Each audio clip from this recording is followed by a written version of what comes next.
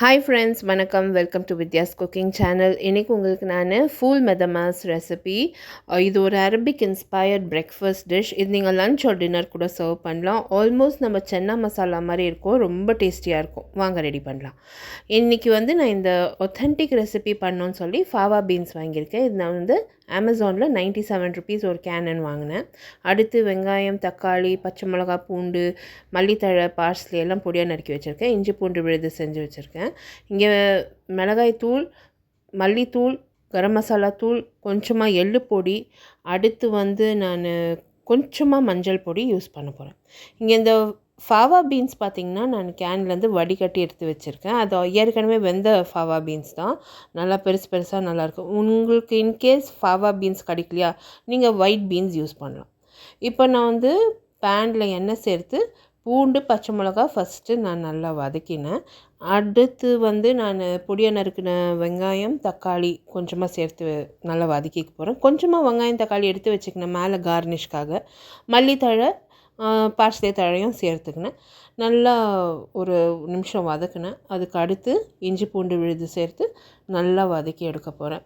இந்த வெங்காயம் நல்லா கண்ணாடி பதத்துக்கு வரணும். இஞ்சி பூண்டுலேருந்து பச்சை வாடை அடங்கணும். அட் த சேம் டைம் தக்காளியும் வெந்து வரணும். இப்போது கொஞ்சமாக உப்பு சேர்த்து இன்னொரு முறை நல்லா கலந்து கொடுத்து நல்லா வேக வச்சிடுறேன்.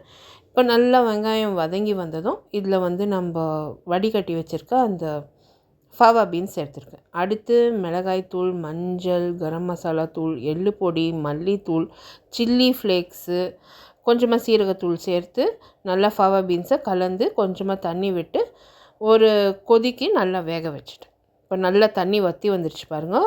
ஒரு மேஷர் வச்சு நல்லா மேஷ் பண்ணிட்டேன். இப்போ இந்த ஃபூல் மெதமாஸ் ஆல்மோஸ்ட் நம்ம சென்னா மசாலா மாதிரி தான் இருக்கும் டேஸ்ட்டு. ஆனால் ரொம்ப டேஸ்ட்டாக இருக்கும். ரொம்ப நல்லாயிருக்கும். நல்லா மேஷ் பண்ணிட்டேன். கொஞ்சமாக தண்ணி விட்டு இன்னொரு முறை கலந்து கொடுத்து நல்லா கொதிக்க வச்சிடலாம்.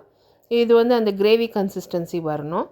இது குழந்தைங்க ரொம்ப விரும்பி சாப்பிடுவாங்க. நீங்கள் ஃப்ளஃபியாக குப்பூஸ் பண்ணி இது சர்வ் பண்ணிங்களே ரொம்ப நல்லாயிருக்கும். பீட்டா பிரெட் இல்லைனா குப்பூஸ், எந்த ரெசிபி இருக்குது குப்பூஸ் ரெசிபி, நீங்கள் இதை செஞ்சு நீங்கள் குப்பூஸோட சர்வ் பண்ணுங்கள். ரொம்ப நல்லாயிருக்கும்.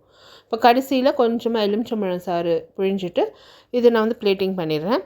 இப்போ பிளேட்டில் இந்த ஃபுல் மெதமாஸை நான் வச்சுட்டேன். அதுக்கு மேலே பொடியாக நறுக்கின வெங்காயம், தக்காளி, பச்சை மிளகா, கொஞ்சமாக மல்லித்தழை, கொஞ்சமாக ஆலிவ் ஆயில் ஊற்றி நம்ம இதை சர்வ் பண்ண வேண்டியதுதான். சுட சுட ரொம்ப சூப்பராக இருக்கும். ட்ரை பண்ணிவிட்டு உங்களோட கமெண்ட்ஸ் எல்லாம் போஸ்ட் பண்ணுங்கள். இந்த வீடியோ ரெசிபி பார்த்து என்ஜாய் பண்ணிங்கன்னா மறக்காமல் என்னோடய சேனல் சப்ஸ்கிரைப் பண்ணுங்கள். இந்த வீடியோக்கு ஒரு லைக் கொடுங்க. ஃப்ரெண்ட்ஸோடு இந்த ரெசிபி ஷேர் பண்ணுங்கள். அடுத்த வீடியோவில் சந்திக்கிறேன். தேங்க்யூ ஸோ மச் ஃபார் வாட்சிங். Bye bye.